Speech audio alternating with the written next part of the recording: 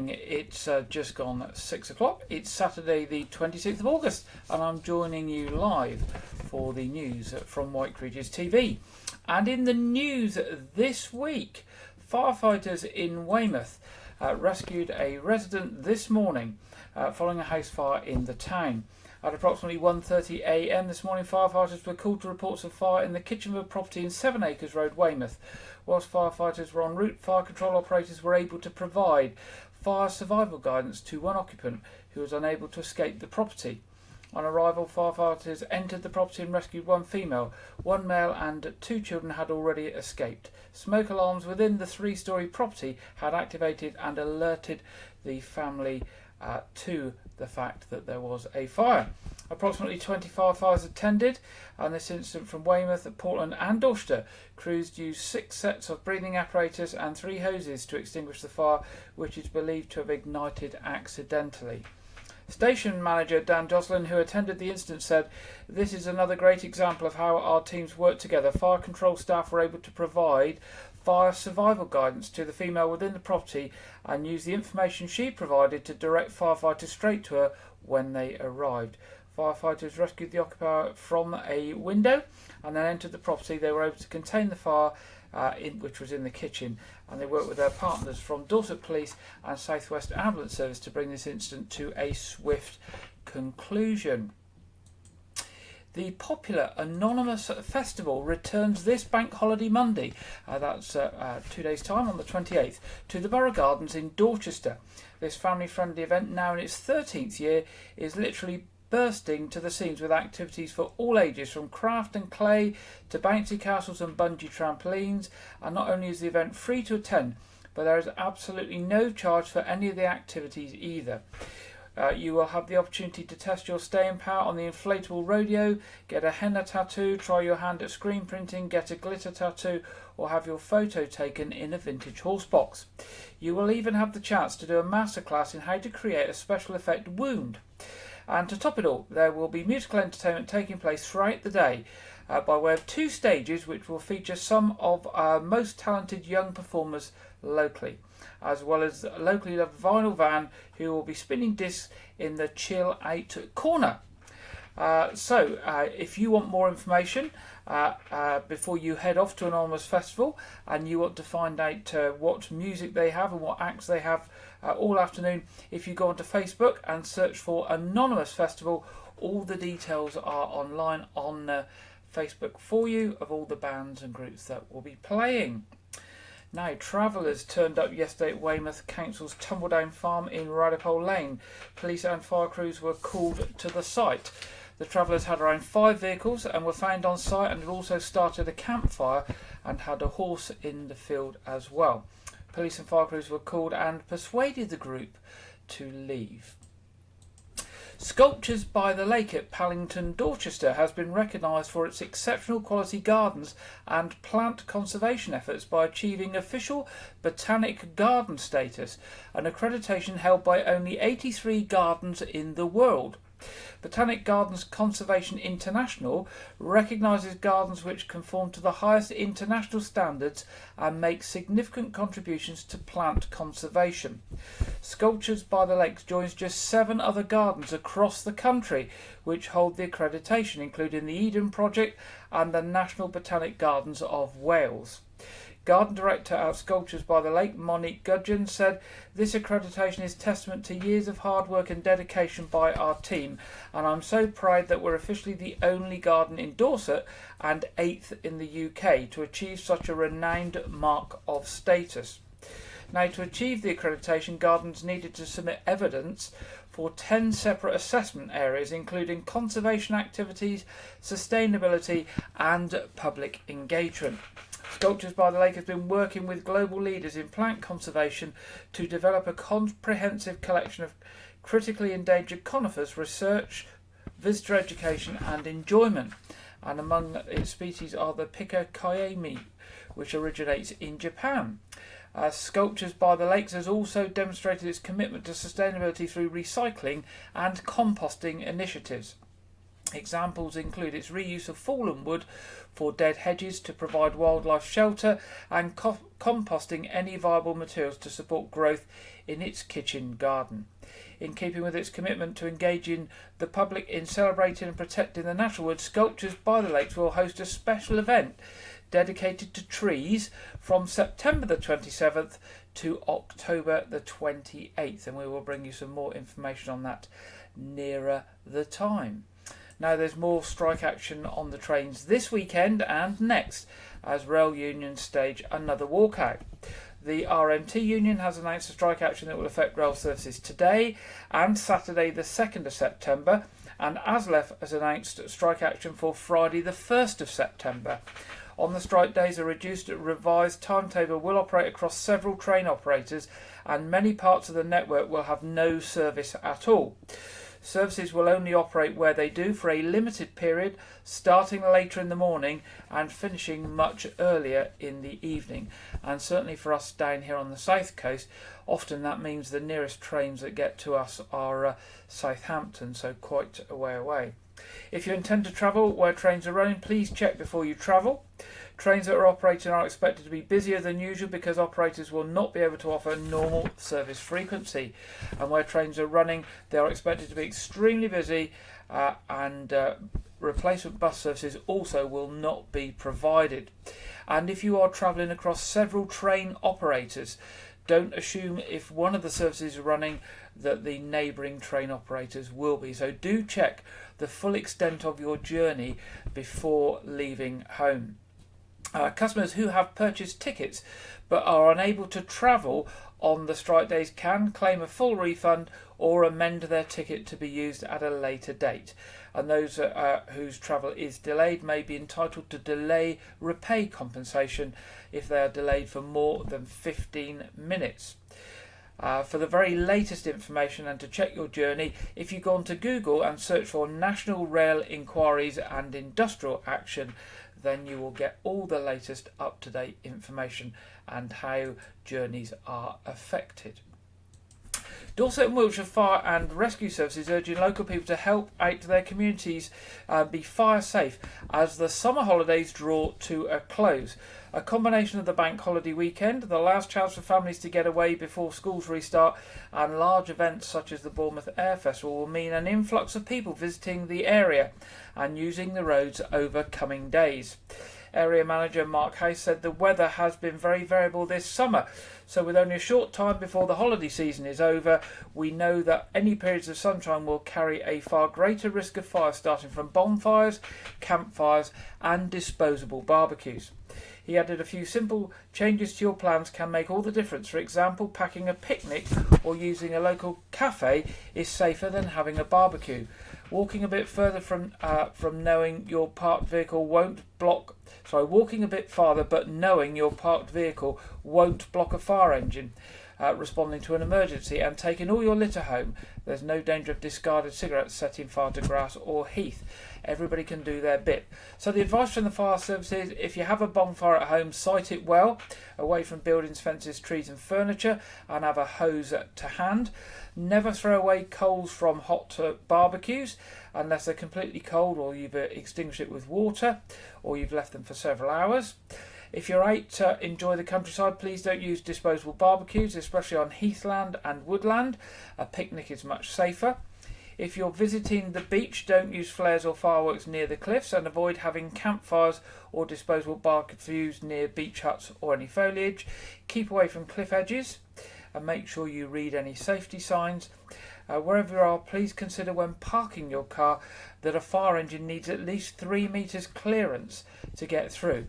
And so if you park and you don't leave 3 metres clearance, then you may be stopping them and, of course, other emergency service vehicles getting to the scenes of any emergency.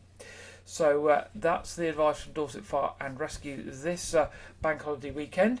If you want more advice on fire safety, then go to www.dwfire.org.uk/safety. Now, proposals for a new Premier Inn in Dorchester Town Centre will be shared with the community at 2 public engagement events in September. Whitbread, the parent company to Premier Inn, have previously announced its plans to bring a new hotel of around 100 bedrooms to Dorchester Town Centre at the site of the former Marks and Spencer store on South Street. Now the project team is in a position to share further details of the proposals at the up-and-coming public engagement events, where members of the public will be able to see the plans, speak to the development team and share their views.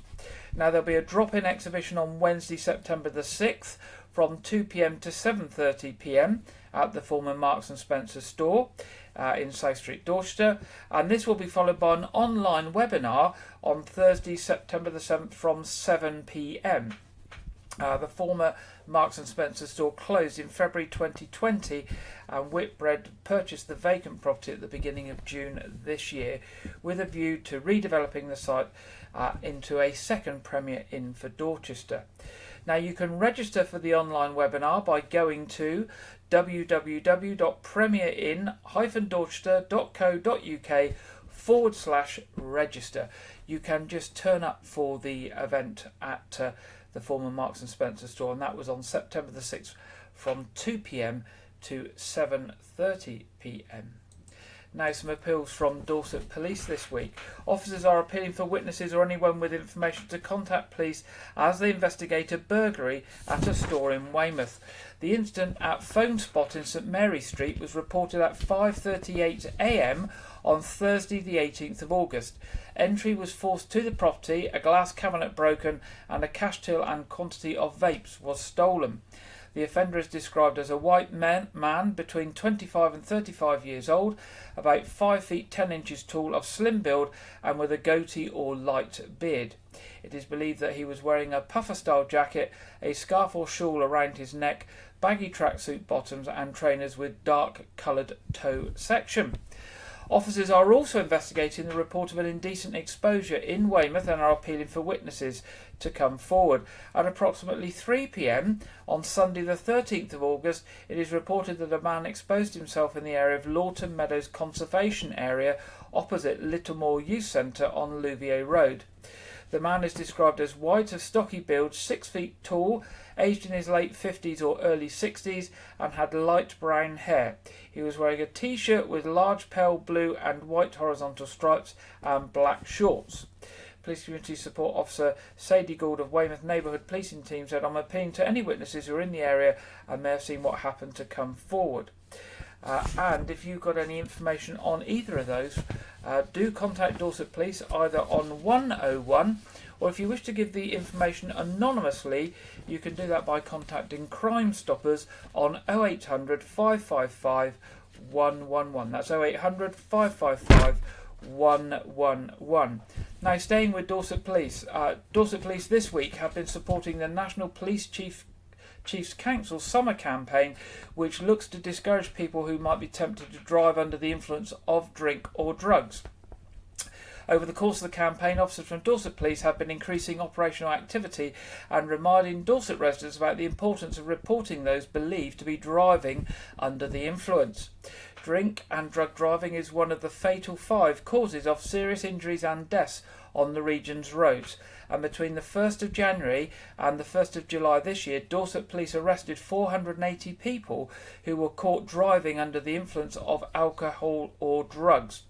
As a stark reminder of the consequences of the driving under the influence, the force have released a video containing dashcam footage of an incident involving a drink driver.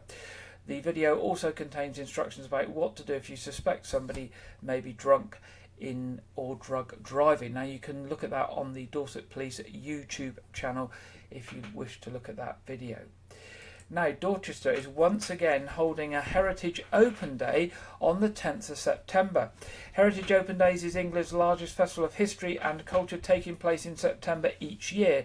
Historic Dorchester is taking part this year with lots of museums and historic buildings opening for free and lots of free guided walks to bring the fascinating history of Dorchester to life. The free activities, all taking place on Sunday the 10th of September, are collated by Dorchester Heritage Committee. Free to visit on the day is the Keep Military Museum, the Shire Horse Museum and Dorset Museum. Dorset Museum will be having a free interactive pop-up exhibition as one of the Dorset's finest Iron Age Hillforts Badbury rings. At Shire Hall Museum you can look around the cells and historic courtroom, and at the Keep Military Museum you can explore inside and see the breathtaking views across Dorchester from their rooftop terrace. Alistair Chisholm, who's Mayor for Dorchester, said, "We're taking back this finest of streets and you can delight in its splendours, relish the stories it holds and be reminded of the many centuries it has served as one of the main routes linking London to the West Country. I hope everyone enjoys this special day and return to discover more about a town which in so many different ways is England in a nutshell." Now, also in the town centre, you can visit the Corn Exchange foyer and view plans for the new entrance refurbishment with Dorchester Arts. Pop in between 11 a.m. and 3 p.m. and you're welcome to visit St Peter's Church for free self-guided tours. There's a children's trail and bell ringing tower tours. You can join in with the monthly choral Eucharist with glorious choral music at their service at 10:30 as well, if you like. On the outskirts of Dorchester, you can visit Thomas Hardy's house, Maxgate, for free between 10:30 and 4:30, with the last entry being at 3:30. But they do advise to book in advance. There's also a huge variety of free guided walks happening on the day too. High West and High East streets will be closed between 10:45 and 4:30 for people to admire the streets and join in with the walks being led by Dorchester Civic Society and local historians Mark Chutter and Steve Wallace. So there we go, lots going on. If you want to find out more information about all of those things on the 10th of September, pop along to discoverdorchester.co.uk, discoverdorchester.co.uk, or go to the Discover Dorchester Facebook page, where you'll find all the information as well. And finally, in tonight's headlines, The Ship That Died of Shame is a film that was released in 1955, and a lot of it was filmed in Weymouth. It has been restored and it is set for re-release very shortly. It's a classic 1955 film that features Dorset locations and it's been newly restored and set for re-release. The Ship That Died of Shame was partly filmed in Weymouth Harbour, and the film has been restored to celebrate Richard Attenborough's centenary on August the 29th. Other locations used for the film were Poole Quay and Porchester in Hampshire. The film was not well received by critics when it was released and was said to reveal a darker side of the golden years of post-war reconstruction. The screenshot you can see has from the re-release Ship That Died has come from Ealing Studios. Attenborough plays George Hoskins, who persuades his former Second World War crewmates to buy their old boat, the 1087, for some harmless smuggling. However, the crew find themselves falling into the criminal underworld. Produced by the great Ealing Studios, written and directed by Ealing stalwart Basil Dearden, who also did The Gentle Gunman and The Green Man, this film is thought to be of a lesser seen gem. In the course of a career that spans 60 years, Richard Attenborough was a prolific actor, director and producer, the winner of 2 Academy Awards, 4 BAFTAs and 4 Golden Globe Awards. Attenborough was also the recipient of the 1983 BAFTA Fellowship for Lifetime Achievement. Now restored, The Ship That Died of Shame will be available to own on Blu-ray, DVD and for digital download from September the 11th. There we go. Maybe that's something that you might be interested in having a look at. Now, we mentioned, I think last week, that Pedal Power Cinema is coming to Portland in a couple of weeks' time. Arts Reach and B-Side invite you to a special Pedal Pad cinema screening of the stunning at the stunning Clifftop Gardens of Pennsylvania Castle on Portland as part of the itinerary for the internationally recognised B-Side Festival.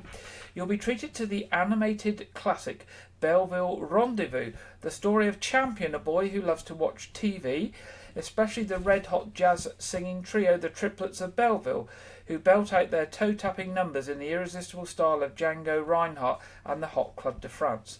The stunning film has captured the imagination of audiences the world over with its unique blend of classic animation and razor-sharp wit. With bikes suitable for both adults and children to pedal, join them to take a turn in the saddle. All the electricity for the screening is produced by the cyclist. And if cycling is not your thing, obviously you can just sit back and enjoy the film in its stunning setting. We're going to have a little taster of the film now. So here we go. This is what you might see, pedalled by or powered by Pedal Power.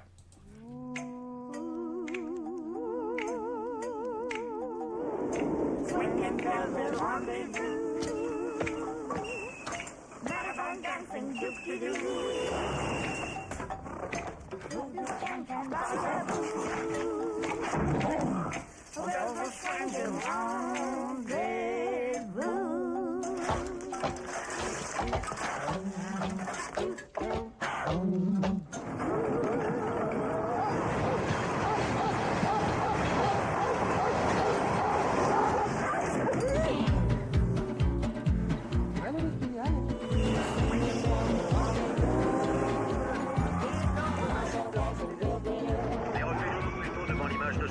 de ce beau visage de prédateur des montagnes.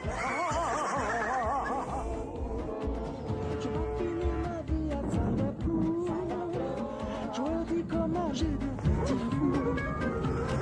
Je vais expliquer toute ma vision. N'allez pas me développer. Je vais finir ma vie à Honolulu. Je vais comme un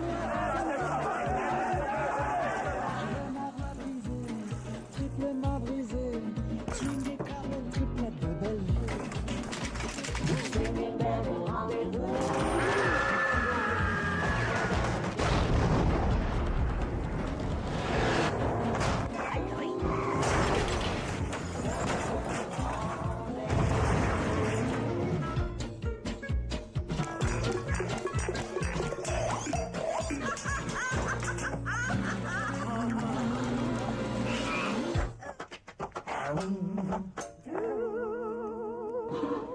Et maintenant sur scène.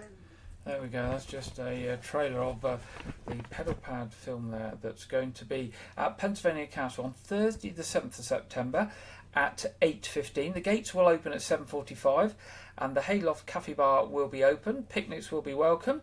It's an outdoor event, so bring your own chair or blanket to sit on.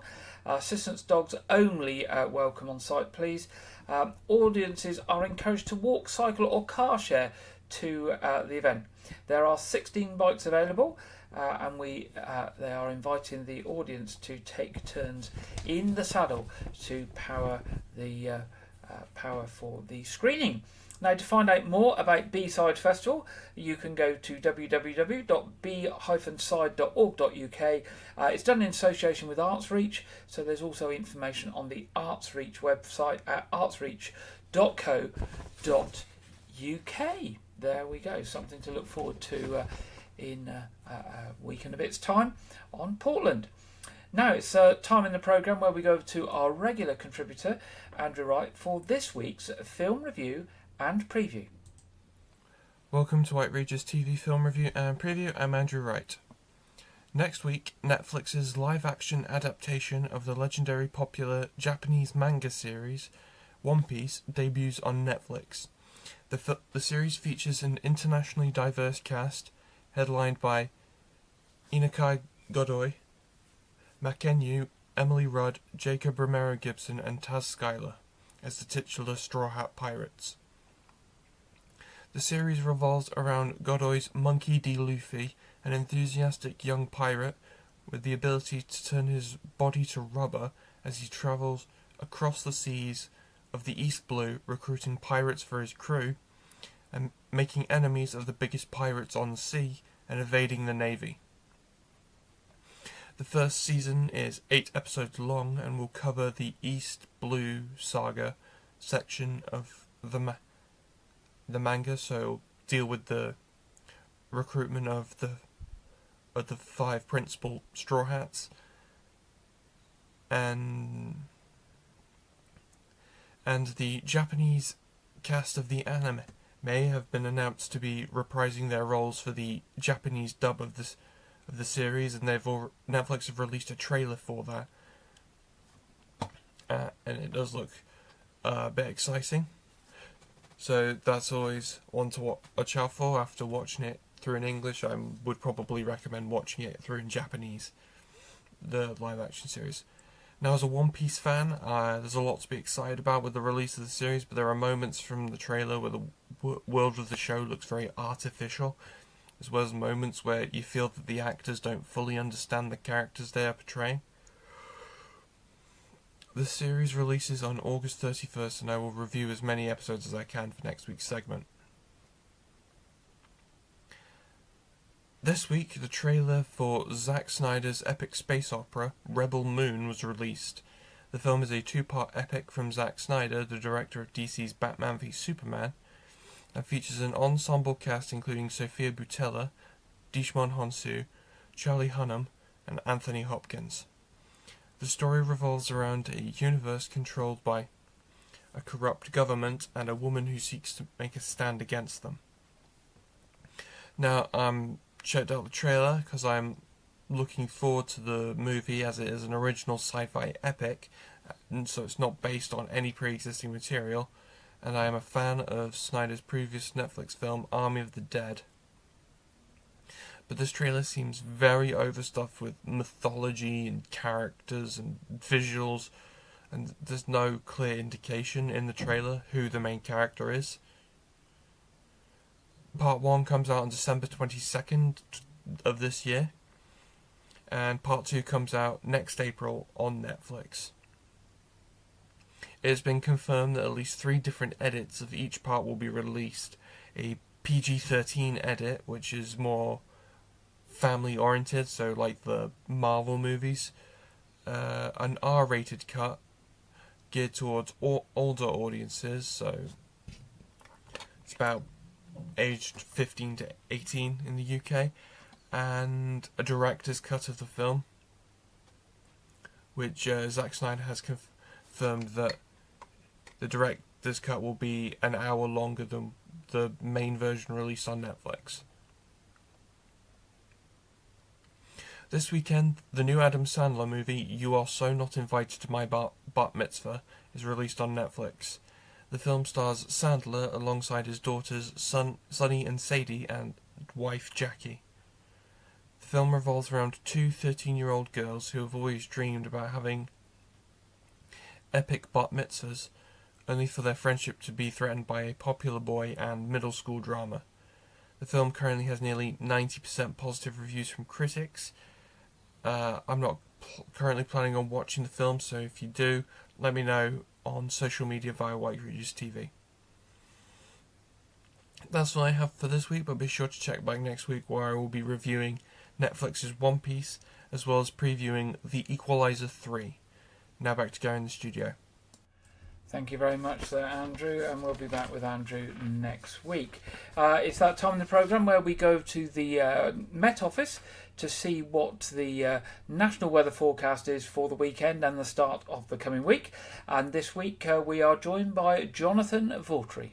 Hello there. We are starting this weekend off on a relatively showery theme, and so far this morning we've already seen some heavy showers, longer spells of rain for parts of northern, southeastern Scotland, down into Merseyside, Wales and southwest England as well. Elsewhere there has been some sunshine to kick off Saturday, but increasingly into the afternoon we'll see those showers developing a bit more widely. Could be quite on the heavy side, some sharp ones with the odd rumble of thunder in there as well. For northeastern areas of England, this is where winds will be lightest today, and that will allow those showers to turn slow moving, so potential for some travel disruption with surface water issues and localised flooding. Elsewhere, there's a bit more of a breeze around, so that will help move the showers through at a slightly quicker pace, also allow for a little bit of sunshine in between those showers as well. A touch cloudier for parts of Northern Ireland into western northern Scotland, and it could be quite gusty along some coastlines here as well.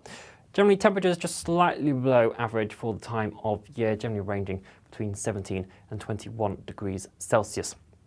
As we head into this evening, those showers will continue on for a time, but eventually they will slowly ease their way out, and it will turn largely dry for central eastern areas of England, with those skies turning clearer. Could allow for some isolated mist and fog patches to form overnight though as well. Showers persisting for western England into Wales, parts of northern Scotland as well, seeing some light and drizzly showers underneath the cloud that will persist here. But it will be a relatively cool night for many of us. Towns and cities dropping down to around 10, 12 degrees Celsius, but some rural spots could also drop into single figures as well.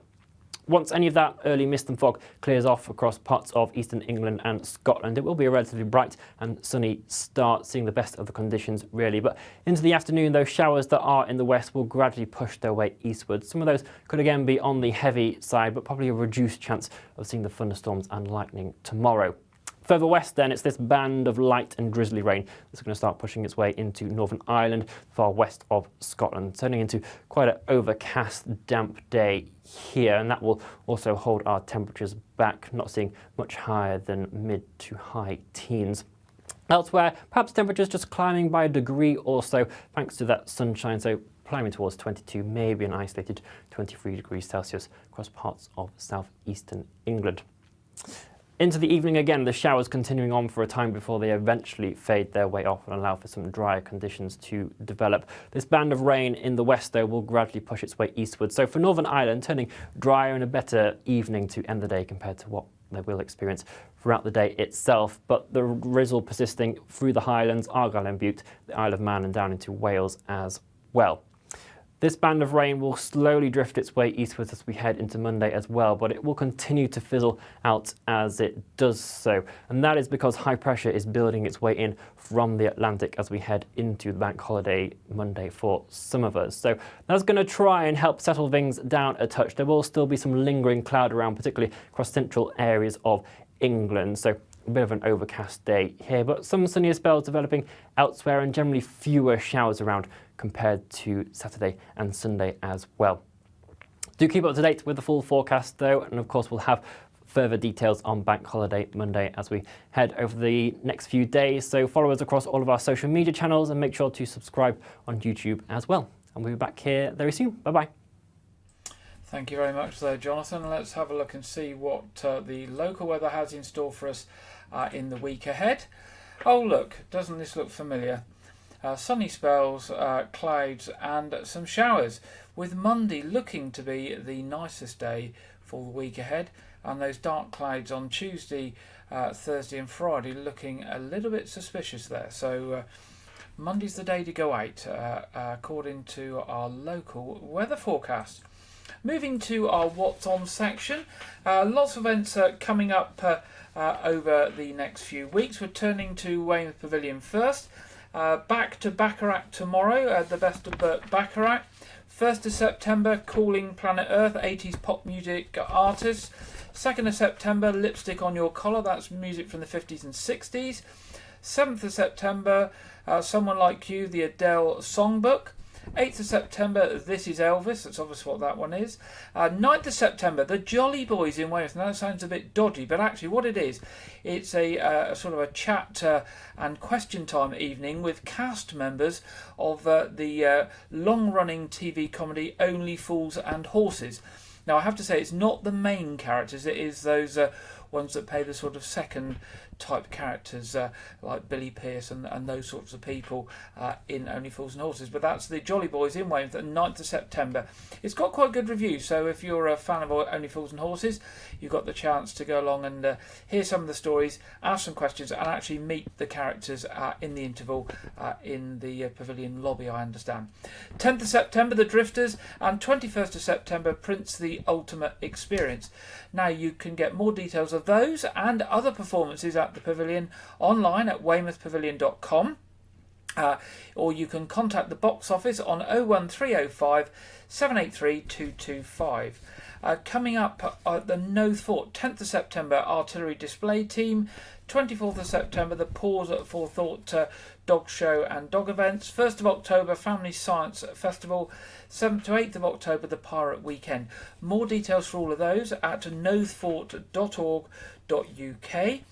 Arts Reach is going through a bit of a quiet period, and other than the cinema thing at the Pennsylvania Castle, not a lot there at the moment, but I'm sure the next tranche of shows will be up shortly, so do keep a watch on their website, artsreach.co.uk. And Talking of arts, the last couple of days of the Summer Artway Summer Exhibition at Weymouth Baptist Church, that runs through just to the 28th, so I think that's Bank Holiday Monday, 10 a.m. to 4 p.m. So your last chance to visit there. Art from local artists, 25 local artists on display, and entry is via Custom House Key. So that's your last chance to visit that. Church services in the area tomorrow, 9:30 at All Saints Church, White Regis, 11 o'clock at St Edmund's Church, Weymouth. Of course, also this evening our quiz programme will be on at 7:30. Feeds will go live about 7:20, so you can find it, but the quiz will start at 7:30. It's free, it's family and community focused. Anybody is welcome to join us, so if there's not much on the TV on Saturday night and you want to join us, you will be most welcome. That brings us to the end of another weekly news programme. Do let us know if you have any stories or any events coming up. You can contact us as ever at news@whiteridges.tv, news@whiteridges.tv, and we'll be really pleased to hear from you. So that's all we have for this week. Enjoy the rest of this weekend. It's a bank holiday weekend, so if you're normally at work, hopefully you've got an extra day off, chance to recover. And of course, the following week, children will be going back to schools, and we'll be starting that run down into the winter season and the sort of 3 months towards Christmas. So we are getting to the end of the summer period.